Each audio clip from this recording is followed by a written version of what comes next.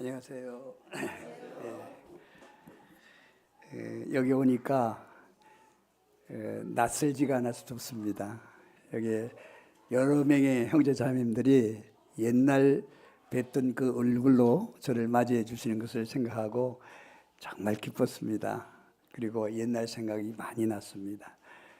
그리고 여러분들이 이렇게 주님 앞에 모여 신령과 진정으로 찬양을 드리고 또 감사를 돌아가면서 이렇게 형제님들이 드리고 또 힘차게 찬송을 드리는 모습을 볼 때 제 마음이 정말 좋았습니다. 그런데 주님은 얼마나 좋으시겠습니까? 그렇죠?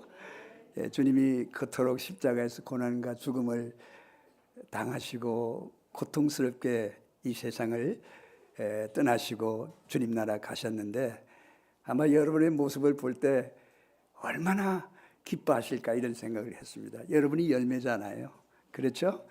그 찬송을 받으시기에 합당하신 주님께 다시 한번 영광을 돌립니다. 주어진 짤막한 시간에 좀 여러분들과 교제 말씀을 나누도록 하겠습니다. 제가 오늘 말씀을 드릴 그 본문은요, 고린도전서 3장입니다. 고린도전서 3장 10절로 15절 말씀을 봉독해 드리겠습니다. 고린도전서 3장 10절로 15절 제가 봉독하겠습니다. 내게 주신 하나님의 은혜를 따라 내가 지혜로운 건축자와 같이 틀을 닦아두매 다른 이가 그 위에 세우나 그러나 각각 어떻게 그 위에 세우기를 조심할지니라. 이 닦아둔 것 외에 능히 다른 틀을 닦아둘 자가 없으니 이 틀은 곧 예수 그리스도라. 만일 누구든지 금이나 은이나 보석이나 나무나 풀이나 지프로 이 터 위에 세우면 각각 공력이 나타날 터인데 그날이 공력을 밝히리니 이는 불로 나타내고 그 불이 각 사람의 공력이 어떠한 것을 시험할 것임이니라. 만일 누구든지 그 위에 세운 공력이 그대로 있으면 상을 받고 누구든지 공력이 불타면 해를 받으리니 그러나 자기는 구원을 얻되 불 가운데서 얻은 것 같으리라. 아멘. 저는 1992년도에 캐나다 밴쿠버에 들어갔습니다. 그리고 열심히 주님을 전가하고 지금까지 살았습니다. 물론 외국 생활이 쉽지가 않습니다. 뭐 한국말하고 또 한국 문화에 익숙해 있는 눈을 감고도 걸어가도 되고 무엇을 하든지 다 귀에 쏙쏙 들어오는 그런 한국에서 사는 것만큼은 못하지만 그래도 그곳에는 살 수 있는 또 살만한 그런 곳이었습니다. 그리고 또한 주님께서 일거리를 많이 주셔가지고 복음도 많이 전했습니다. 그에는 이민자들이 꽤나 많은 그런 도시가 밴쿠버입니다. 그래서 밴쿠버에 저는 그 복음의 포커스를 맞추어서 그렇게 사역을 많이 했습니다. 그래서 여러 가정들이 주님께로 돌아오고 많은 영혼들이 주님을 믿고 침례를 받고 그런 참 영적인 축복들을 누리면서 살게 되었습니다. 실제 밴쿠버는 그 다민족 그 하나의 도시입니다. 세계 각국의 나라 사람들이 다 와서 살죠. 근데 우리나라 그 한국 사람들은 그렇게 많지 않습니다. 근데 그런 곳에서 목회를 하거나 복음을 전하고 살기가 그렇게 쉽지가 않았습니다. 저희가 집사람은 그 한국에 있을 때 빵집을 경영했던 적이 있었습니다. 베이커리. 그래서 그것을 가지고 밴쿠버에 가서 그 커피숍을 열고 그리고 복음을 전하고 교회 생활을 했죠. 그러니까 쉽지가 않았습니다. 그런데도 주님께서 많이 축복해 주셨어요. 처음에 다운타운에서 그 커피숍을 앞타운 에스프레소라고 하는 그런 커피숍을 우리가 매입을 해가지고 그 커피숍을 했죠. 거기에는 한 20층짜리 그 건물이 있었는데 그 건물 라비에 그 커피숍을 열었습니다. 근데 그 건물은 전부 다 변호사 사무실이 들어온 건물이었어요. 그러니까 손님들도 아주 신사고, 그리고 다운타운이었기 때문에 아침 5시 반에 문을 열면 오후 3시면 문을 닫았어요. 그러니까 복음 전하기가 엄청 쉽었습니다. 왜냐하면 아침에는 좀 일찍 일어나서 우리가 일을 했지만 오후에는 얼마든지 자유롭게 활동할 수 있는 그런 시간과 또 여건이 되었기 때문에, 그래서 아침에 제가 일찍 나가서 5시에 나가서 문을 열고, 그리고 이제 손님을 받기 시작하면, 물론 이제 저희들의 조건이, 이민 조건이 캐나다 사람을 한 사람 이상 써야 됐습니다. 그래서 한 사람을 쓰고 그렇기 때문에 도움을 좀 받았죠. 그래서 아침에 나가면 제가 문을 열고 또 빵을 팔고 또 커피를 만들어서 팔고, 제가 바리스타입니다. 커피를 만들어서 팔고 이렇게 했죠. 그러니까 워낙 사람들이 신사들이기 때문에 그렇게 어렵지는 않았습니다. 그리고 이제 한 10시쯤 되면 우리 집사람이 이제 애들 학교에 보내고, 그리고 버스를 타고, 저는 제 차를 타고 나와서 그 일을 하고, 버스를 타고 와서 조인을 하면은 저는 이제 샌드위치 하나 하고 커피 한 잔 하고 가지고 공원으로 갑니다. 좀 쉬어야죠.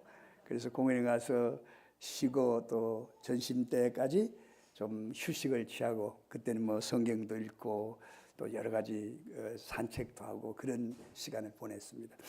그리고 이제 제가 그런 브레이크 타임을 가지고 나면은 다시 돌아와서 같이 일을 합니다. 그때는 뭐 정신이 없습니다. 한 30여 명의 사람들이 막 줄을 서고 이렇게 됐기 때문에 정신없이, 거기에다가 저 혼자만 일하는 게 아니라 제 아내랑 또 그 도우는 그런 일꾼들이 한두 명 그렇게 있었습니다. 그래서 열심히 일을 하고 오후 3시 되면 문을 닫습니다. 얼마나 좋아요, 그죠? 만일에 5시, 6시까지 일을 했다면 우리가 아마 자빠졌을 겁니다. 그래서 열심히 일을 하고 오후 3시 되면 문을 닫고 집으로 옵니다. 그러면은 이제 집사람 애들을 좀 건사하고 학교에 갔다 오면 먹는 것도 먹고 또 조금 있으면 이제 저녁을 차려주고, 우리는 성경 복들을 싸가지고 어디로 갈까요? 예, 말씀을 전하러 갑니다. 왜냐면 그때 저희들이 왔을 때는 그렇게 교회가 활성화되지 않는 그런 상황이었습니다. 그래서 참 주님께서 놀라운 길을 인도해 주셨어요. 저희 애들이 이제 학교 갔는데 우리 애가, 큰 애가 좀 수학을 잘했나 봐요. 왜냐면 한국 애들은 다들 열심히 공부하잖아요. 근데 일찍 온 학생 중에 한 학생이 수학이 모자라서 우리에게 수학을 좀 배웠다나 봐요. 근데 어느 날 그 어머니가 우리 집에 왔어요. 아이고, 어떤 목사님이시길래 아들이 이렇게 수학을 잘하는지 한번 가봐야 되겠다, 그렇게 생각하고 오신 거예요. 그래서 저희들은 깜짝 놀랐죠. 우리 아들이 수학을 가르쳐가지고, 우리 애가 가르쳐가지고 점수가 올랐다는 거예요. 그래서 어떤 부분인지 보려고 왔다고, 목사님이라는 소리는 들었는데 어떤 부분인지 보려고 왔다고, 그래서 그분들이 우리를 만나면서 우리 집에 성경을 좀 가르쳐 달라, 그런 놀라운 제의가 들어왔어요. 여러분, 이런 제의는 복음을 전하는 사람에게는 이건 깜빡 죽는 그런 제의예요. 그렇죠? 아니, 사람들을 찾아가서 전해도 이게 어려운데 이 사람은 그냥 우리 집에 와서 전해달라고 그러니, 그래서 화요일부터 당장 성경 공부를 시작했습니다. 그러니까 어떻게 됐겠어요? 그 두 부부가 공부하던 게 20명이 됐습니다. 자꾸 끌고 오는 거예요. 자꾸 데리고 오는 거예요. 그러니까 또 역사가 일어났습니다.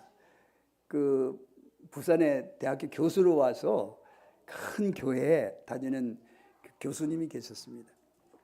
그분이 성경 공부를 하러 왔다가 이제 마치고 이제 같이 식사도 하고 뭐 과일도 먹고 하는 시간에 그러더라고요. 나는 예수님은 안 믿습니다. 그럼 뭘 믿습니까? 나는 하나님만 믿습니다. 그래서 나는 하나님의 이름으로 기도하지 예수님의 이름으로 기도 안 합니다. 근데 그 사람이 그 큰 교회 교수 부장이 있는 사람이에요. 그러니까 그 교회가 어떻게 됐겠습니까? 그래서 이런 이야기를 했습니다. 교수님, 다음 화요일날 한 번만 더 와주세요. 제가 성경에 예수님이 하나님 되심을 증명해 드리겠습니다. 그렇게 제의를 했어요. 안 올 것 같더라고요. 그래서 우리는 기도했습니다. 그 영혼을 위해서. 그러니까 그 영혼이 그 다음 주에 왔어요. 그래서 이게 웬일인가, 웬 떡인가 싶었죠. 그래서 기도하고 성경을 펴놓고 주님 말씀을 전했습니다. 그리고 예수님이 하나님 되심을 전했습니다. 근데 그분이 어떻게 된지 아세요? 무릎을 팍 꿇더만 엉엉 우는 거예요. 누가 하신 거예요? 하나님이 하신 거예요. 하나님이 하신 거예요. 엉엉 울어요. 눈물이 막 그 바가지 쏟아지듯이 눈물을 흘리면서 그렇게 우는 거예요. 그래서 진정을 시키고 같이 교제를 하고 보냈어요. 근데 그 사람이 교수니까 교수답게 행동하더라고요. 얼마 있지 않아서 30 노트, 큰 노트 있잖아요. 그거 하고 성경하고 가져와서 성경 과외를 좀 해달라고 그러더라고요. 여러분, 난 평생 동안 성경 과외 해달라는 소리는 처음 들었어요. 성경을 과외를 해달라고 교수답더라고요. 그래서 그날부터 하루 2시간씩 일주일에 한 번씩 과외를 시작했어요. 근데 어떻게 되는지 아세요? 한 말도 안 빠지고 적는 거예요. 이런 사람 처음 봤어요. 또 성경을. 그러다만 이분이 변화돼가지고 그 목사가 됐어요. 갈보리 교회라고 이렇게 그 세워가지고 목사가 돼가지고 자기 테이프를 성경 그 말씀 테이프를 온 그 가게 한국 가게에다 다 비치하고 그랬어요. 여러분, 누가 이런 역사를 이룰 수 있어요? 살아계신 하나님이. 살아계신. 그래서 저희들은 좀 피곤했지만 피곤한 줄을 몰랐어요. 그리고 그 교회 그 가정에서 그 성경 공부를 하던 그 가정이 너무 많은 사람이 많이 오니까 이제는 더 받을 수가 없었어요. 그래서 그 사람들이 서로 이야기를 했어요. 저를 목사님이라고 했어요. 난 목사 안수 안 받았어요. 그 사람들이 불러주니까 내가 목사 아니다 이럴 필요는 없지요. 복음 전하는 사람이. 그래서 목사님, 우리 집에도 우리 마을에도 좀 전해주세요. 그래 그 다음 주부터 다른 또 마을에 화요일 날 전했는데 수요일은 교회 가니까 목요일 날 가정 집회를 하기 시작했어요. 또 그 교회에 사람이 많이 모였어요. 근데 많이 모이니까 다른 사람들이 우리 동네도 해달라고 그래가지고 3개, 4개의 동네까지 이 가정 모임이 가정 성경 공부가 그 확산이 됐어요. 그래서 많은 사람이 구원의 확신을 얻고 교회에 흩어지고 또한 같이 모이고 그렇게 했죠. 저는 이민 안 갔다면은 이런 놀라운 경험을 한국에서 어떻게 하겠습니까? 그래서 참 하나님께서 좀 피곤하고 또 어려웠지만 그러나 참 기분 좋게 즐겁게 정말 어깨를 펴고 하나님 말씀을 전하는 그런 사역을 하면서 살고 이제 은퇴했습니다. 은퇴했습니다. 은퇴하고 이번에 이빨 치료하러 왔는데 또 여기까지 오게 됐습니다. 누가 이 일을 알겠습니까? 감사할 뿐입니다. 여러분 좋지요? 하나님 살아계십니다. 그렇게 완고한 사람들이 하나님 앞 깨어지는 모습을 볼 때 이건 사람이 할 수 없는 일이죠. 하나님만이 하실 수 있는 그런 일입니다. 그분들이 또 다른 사람에게 복음을 전하고 다른 사람들이 죽은 자 가운데 영원한 절망 속에 있는 사람들이 살아 일어나는 이 모습을 보는 것처럼 우리에게 행복한 것은 없습니다. 여러분, 이런 일이 우리 이 모임에도 많이 일어나게 되시기를 간절히 바랍니다. 오늘 저는 잠시 읽어드린 본문 말씀을 통해서 교제를 나누고 주님의 은혜를 나누기를 원합니다. 여기 보면은 사도 바울은 지혜로운 건축자와 같이 틀을 닦아두며 다른 이가 그 위에 세우나 그러나 각각 어떻게 그 위에 세우기를 조심할지니라. 이 닦아둔 그 외에 능히 다른 틀을 닦아둘 자가 없으니 이는 이 틀은 곧 예수 그리스도라. 사도 바울은 무엇 하시는 분이시죠? 복음을 전하고 또 하나님의 말씀을 가르치는 그런 분이셨죠, 사도 바울은. 근데 이분이 말씀하시기를 지혜로운 건축자같이 틀을 닦아두었다, 그렇게 말씀하셨습니다. 여러분, 지혜로운 건축자의 여러분의 그 마음을 한번 두시기를 바랍니다. 우리는 이 세상에 많은 건축을 봅니다. 이 건축은 종합 예술이라고 하죠.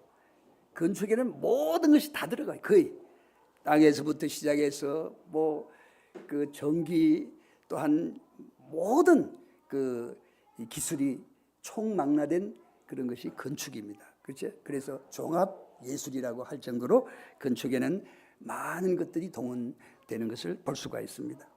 그런데 건축을 하는데 지혜로운 건축자가 되어야 된다, 이렇게 말씀하고 있습니다. 이것은 사도 바울이 우리들에게 교훈하신 말씀입니다. 우리도 지금 건축을 하고 있어요. 어떤 건축을 합니까? 영혼들에게 예수님을 전해서 그 예수님이 주님 앞에 모이면 그것이 교회가 되는 거죠. 교회는 건물이 아닙니다. 그렇죠? 뭡니까? 구원받은 성도들의 모임이 교회입니다. 하나님은 이 세상에 그 집중하시는 곳이 있는데 교회만 집중하십니다. 구원받은 성도들의 눈을 두시고 계시는 분이 하나님이십니다. 그래서 우리는 교회를 허술하게 봐서도 안 되고 또 이 교회를 허술하게 세워서도 안 되는 것입니다. 왜? 하나님이 집중해서 보시고 관심을 두시고 하나님이 함께 거하시는 처소가 바로 구원받은 성도들의 모임에 있는 것입니다. 오늘 여기 하나님 계셔요, 안 계셔요? 그래서 의미가 큰 것입니다. 그래서 우리가 오늘 이곳에서 기뻐하고 즐거워하고 찬송하고 또 말씀을 나누고 서로 사랑하고 이렇게 하는 것입니다. 하나님이 안 계시다면 이 모임은 아무 의미가 없는 것이죠. 그렇죠? 그래서 사도 바울은 그렇게 말씀하고 있습니다. 내가 지혜로운 건축자와 같이 틀을 닦아두었다, 그렇게 말씀하고 있습니다. 저는 오늘 말씀의 제목을 지혜로운 건축자라고 이렇게 말씀을 드리고 싶습니다. 지혜롭지 못한 건축자도 있겠죠. 그리고 건축을 갖다가 할 때 엉망진창하는 그런 건축자도 있습니다. 그러나 지혜로운 건축자를 주님은 주목하고 계시다 하는 사실을 여기에서 볼 수가 있습니다. 그래서 우리는 지혜로운 건축자로 살아야 합니다. 그 무엇을 의미할까요? 하나님이 말씀하시는 이 건축은 이런 건물이 아닙니다. 뭐죠? 교회를 말씀하고 있는 것입니다. 교회는 건물이 아닙니다. 그렇죠? 구원받은 성도들의 무리가 바로 교회입니다. 이것을 주님은 건축하도록 사도 바울을 보내서 하나님의 말씀을 전하게 하셨고 또한 우리를 이 세상에 보내서 이 하나님의 거룩한 교회를 건축하도록 이 세상에 우리를 보내신 것입니다. 우리는 굉장히 놀라운 사명자입니다. 건축자고 또한 하나님이 계실 곳을 마련하는 그러한 예비자들입니다. 그래서 우리의 사명은 적지 않습니다. 큰 사명을 가지고 우리가 살아가는 것을 여기서 말씀을 통해서 볼 수가 있습니다. 그래서 지혜로운 건축자가 되어서 어떻게 이 건축을 해야 될 것인가 하는 것을 성경을 통해서 말씀하고 있습니다. 11절에 보면은 이 닦아둔 그 외에 능히 다른 틀을 닦아둘 자가 없으니 이 틀은 곧 예수 그리스도라 그랬습니다. 저는 노량진 모임에서 사역을 할 때 그 건축을 제가 책임지고 그렇게 노량진 예배당을 건축했습니다. 처음에 그 기초를 갖다가 닦을 때부터 시작해서 완공될 때까지 그 건축에 참여했습니다. 그리고 저는 도목수였어요. 도목수. 목수 기술을 한 번도 배운 적이 없었지만 5명의 목수를 거느리다 보니까 도목수 노릇을 안 할 수가 없었어요. 어떻게 했는지 아세요? 아침에 오면 이 목수들이 깨를 내요. 그냥 연장을 다루느라고 아침에 1시간도 2시간도 자기 톱 이게 다루는 그 일만 해요. 그러니까 시간이 자꾸 가지요. 그리고 이 건축의 1시간은 굉장히 비용이 많이 들어가는 시간입니다. 근데 그것만 하는 거예요. 그러면 내가 모통을 차고 그리고 망치를 들고 그리고 그 새끼다라든지 바시바라든지 그런데 탕탕 막 때려요. 그럼 그 사람들이 부시시 일어나서 이 건축에 참여하곤 그렇게 했습니다. 왜냐하면 이 건축을 하는 사람들은 돈을 더 벌기 위해서 게을리해요. 그러나 우리는 그 건축을 하는 주인이기 때문에 빨리 건축을 해야 되기 때문에 가만히 둘 수가 없어요. 이 건축은 성실히 하지 않으면은 비용도 많이 들어가고 또 건축도 부실해지는 거죠. 그래서 건축자는 지혜롭게 건축하는 사람이 이 건축을 바르게 완공할 수 있다 하는 사실을 우리들에게 말씀해 주고 있는 것이죠.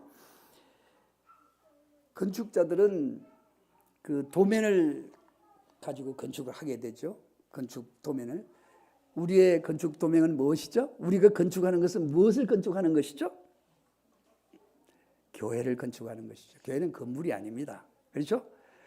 구원받은 성도들이 하나님의 영광을 위해서 잘 하나님의 예배를 드리고 전도를 하고 또 같이 모여 교제하고 말씀을 같이 나누고 이게 바로 하나님의 교회입니다.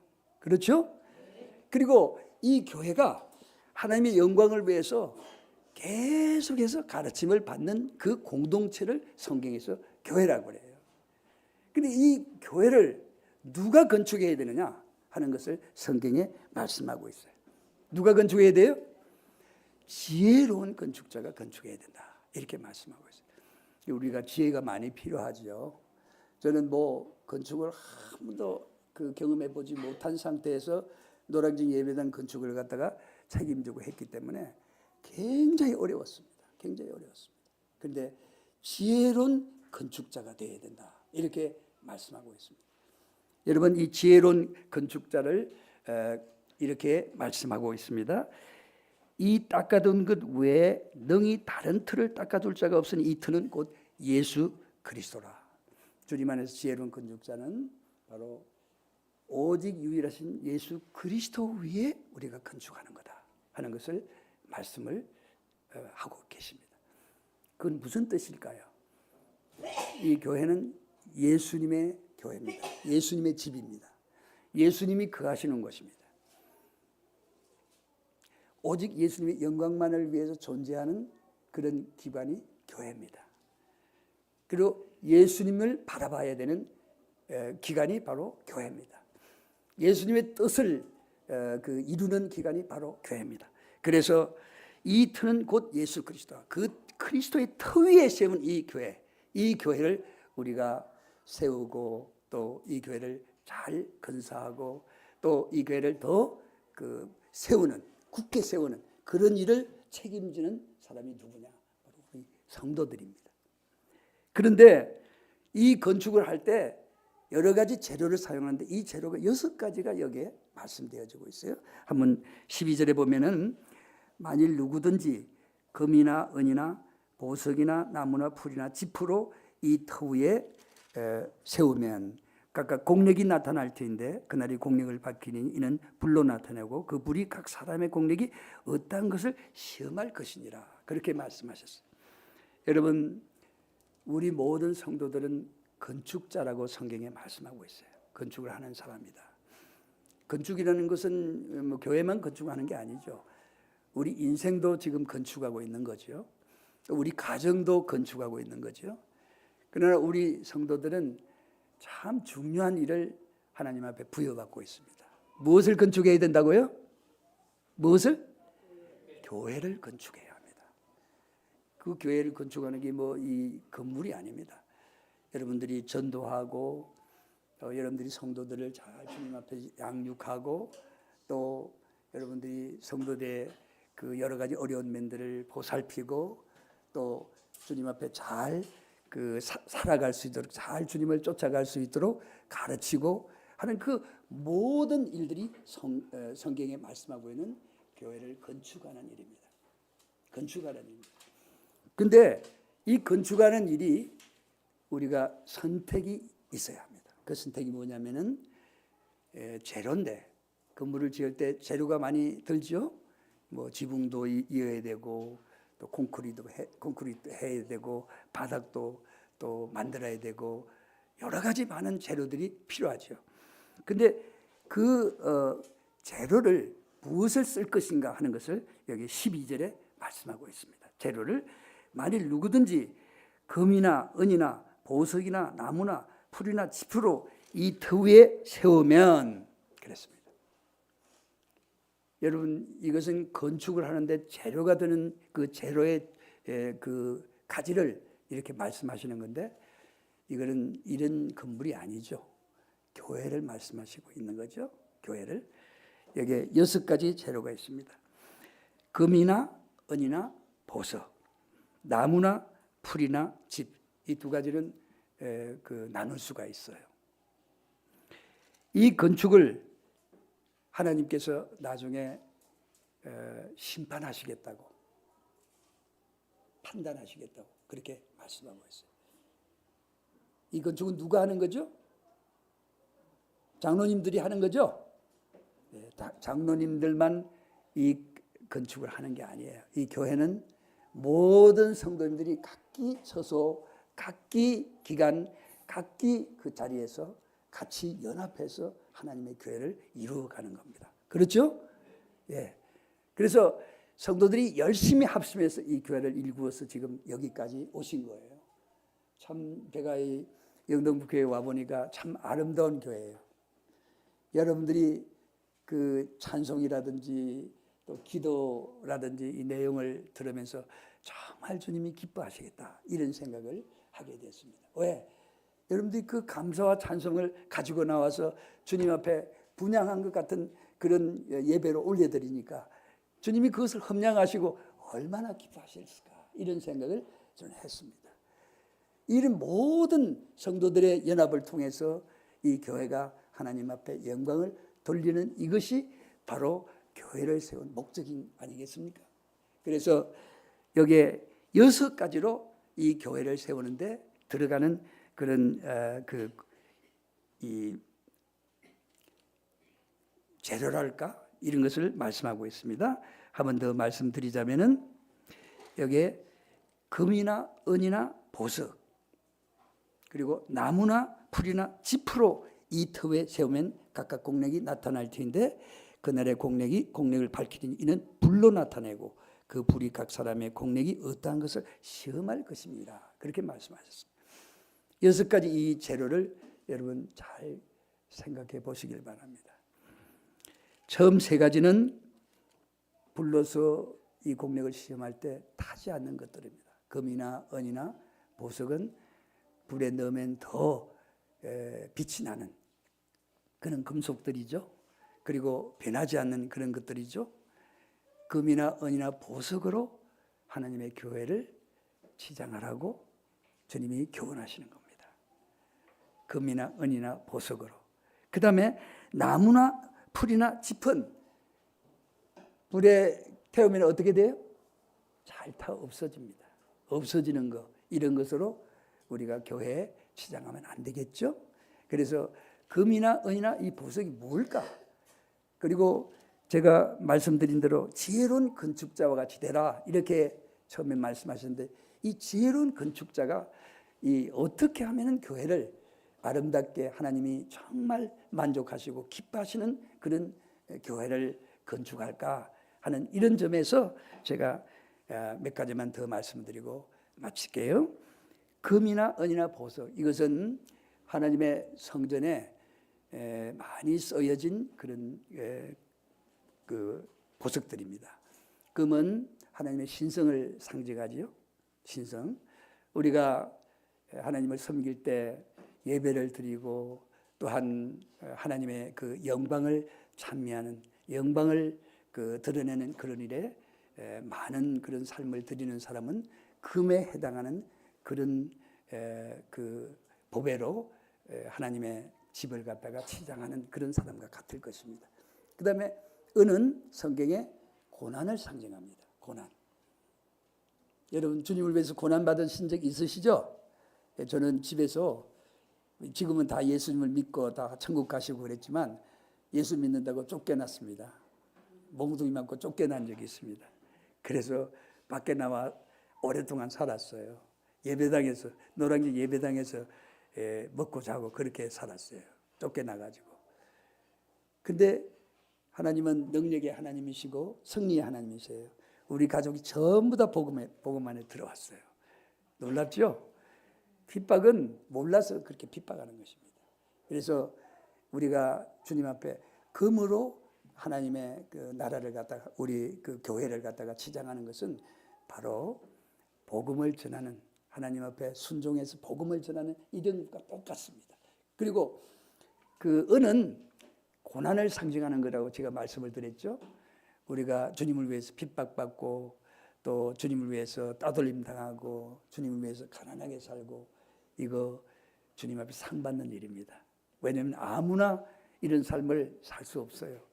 주님을 섬길 때 오는 그런 고난과 핍박이 반드시 있습니다. 근데 그런 은은 바로 성전에 보면은 고난에 해당하는, 왜냐하면 은 받침을 성소에 두었어요. 받침은 세상과 주님의 영광스러운 성소를 갖다 구분하는 그런 기물이거든요. 그러니까 이 세상에 뿌리를 두고 우리가 하나님을 섬길 때 얼마나 많은 그런 어려움이 있습니까? 그렇죠? 때로는 비난도 받고, 때로는 따돌림도 당하고, 왕따도 당하고, 때로는 매맞음도 있고, 지금 뭐 그 많은 그 세계 크리스찬들이 그 핍박을 받아서 죽임을 당하는 그런 일들이 비일비재하게 나타나고 있지 않습니까? 그리고 또한 세 번째로 여기 보면은 나무 풀 지프로 드러나는 그런 사람들이 있다고 말씀하고 있습니다. 나무 풀 지프로 드러날 때 우리가 주님 앞에 그 불로서 심판을 받을 때 나무 풀 짚은 다 없어지고 아무것도 없는 그런 사람이 된다고 하는 사실입니다. 여러분, 우리가 기회가 있을 때 하나님을 섬기는 거 굉장히 중요한 것입니다. 왜냐하면 기회는 항상 우리에게 오지 않습니다. 여러분, 하나님을 위해서 헌신할 수 있을 때 헌신하시길 바랍니다. 하나님을 위해서 물질을 드릴 수 있을 때 물질을 드리시길 바랍니다. 하나님을 위해서 여러분이 힘을 쏟아서 하나님을 섬길 수 있을 기회가 있을 때 하나님을 위해서 헌신하시길 바랍니다. 그렇게 사시길 바랍니다. 왜냐하면 기회는 항상 오지 않습니다. 저는 지금 이제 나이가 70 중반이 됐습니다. 그렇게 싱싱하고 그렇게 빨리 달리면서 하나님 말씀을 전했던 그 시절이 지금 어떤 때는 그리워요. 많이 그리울 때가 있습니다. 여러분, 젊음도 빨리 지나갑니다. 또 여러분이 재물 가진 거 있는 거 아끼고 그러다가 그 재물 쓰지도 못하고 여러분이 이 세상을 떠날 수 있습니다. 그러니까 여러분이 가진 재물이라든지 힘이라든지 또 그런 게 있을 때 여러분 주님 앞에 드려서 주님 영광을 위해서 사는 여러분이 되시길 바랍니다. 네. 그리고 나무 풀 짚은 아주 보잘것없는 것들입니다. 하나님이 불로서 시험하신다고 우리에게 말씀해 주셨는데, 불로서 시험하면은 이거 다 없어지는 것들입니다. 이걸 위해서 우리가 얼마나 노력하고, 이걸 위해서 우리가 얼마나 그 땀을 흘리고, 이걸 위해서 얼마나 애쓰는지 여러분 자신이 아실 겁니다. 다 없어질 것들을 위해서 얼마나 우리가 노력을 하는지 여러분 부질없는 것입니다. 부질없는 것이. 여러분, 주님을 섬긴 것 반드시 남습니다. 주님께 드린 것 반드시 남습니다. 주님께 헌신한 것 반드시 남습니다. 그걸 위해서 여러분들이 주님 앞에 사시기를 주님의 이름으로 축원합니다. 그리고 마지막으로 여기에 말씀하시기를 나무 풀 짚으로 사는 사람, 이런 사람들을 주님이 경고하고 계신다는 것입니다. 왜냐하면 우리가 육신이 있으니까 참 명예를 위해서 뭘 시도하는 경우도 많고 또 내 개인적인 이익을 위해서 사는 그런 사람도 많잖아요.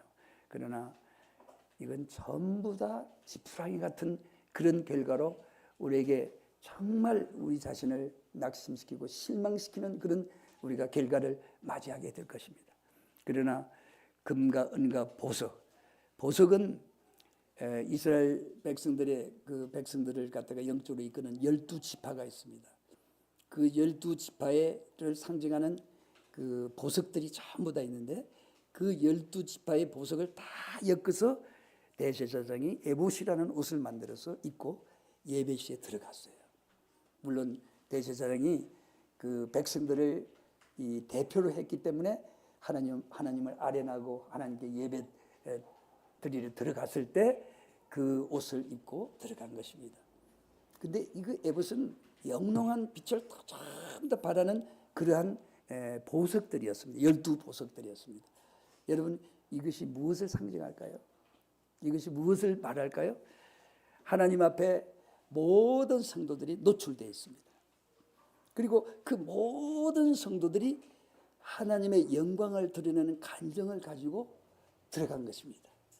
여러분, 우리도 그 에봇의 한 그 보석에 달하는 그런 위치에 차지합니다. 여러분, 우리가 이 세상을 살아갈 때 영광의 하나님 안에 있는 빛을 발하는 보석과 같은 간정을 소유할 때 그때 하나님께서 우리 얼마나 기뻐하시겠습니까? 그리고 그 영광의 빛을 통해서 세상이 밝아지고 세상이 변화되어 간다는 사실입니다. 그 에봇에 빛이 없으면은 이 세상 빛을 누가 밝히겠습니까? 그 에봇은 12지파를 상징하는 것입니다. 우리 모든 성도들은 그 12지파의 영광 속에 들어 있습니다. 여러분이 사는 가정, 여러분이 사는 직장, 행동하는 일하는 직장, 그리고 여러분이 만나는 친구들, 그 사람들에게 무엇을 드러내야 하느냐? 주님의 간정을 드러내야 합니다. 보석이 빛을 발하니 사람들이 빛이 반짝반짝한 보석을 보면은 어떻게 생각해요? 관심을 가지잖아요. 한번 보자. 그러고 이게 뭐냐? 그러고 야 좋다. 그러잖아요. 그럼 여러분이 뭐가 돼야 돼요? 그 보석 같은 빛을 가지고 이 세상에 나가 주님을 전가하는 에봇이 되어야 된다는 그런 뜻입니다. 저는 오늘 이 말씀을 통해서 우리 성도님들에게 그 결론적으로 말씀을 드리자면 우리는 이 세상에 사는 것이 전부가 아닙니다. 우리는 영원한 삶의 과정에서 이 세상을 지금 지나고 있는 것입니다. 이 지나는 삶 속에서 우리가 할 수 있는 것은 그렇게 많지 않습니다. 그러나 우리가 주님의 자녀로서 주님을 전가하는 이 삶을 충실히 산다면 정말 오늘 여기에 말씀하신 대로 지혜로운 건축자가 될 것이라고 저는 확신합니다. 지혜로운 건축자. 내 삶을 지혜롭게 건축하고 또한 하나님 앞에 이 지혜로운 내 삶을 통해서 주님을 전가하고 나타내고 또 주님을 앙망하고 주님을 바랄 때 우리는 후회 없는 그런 삶을 살다가 주님을 맞이하게 될 것입니다.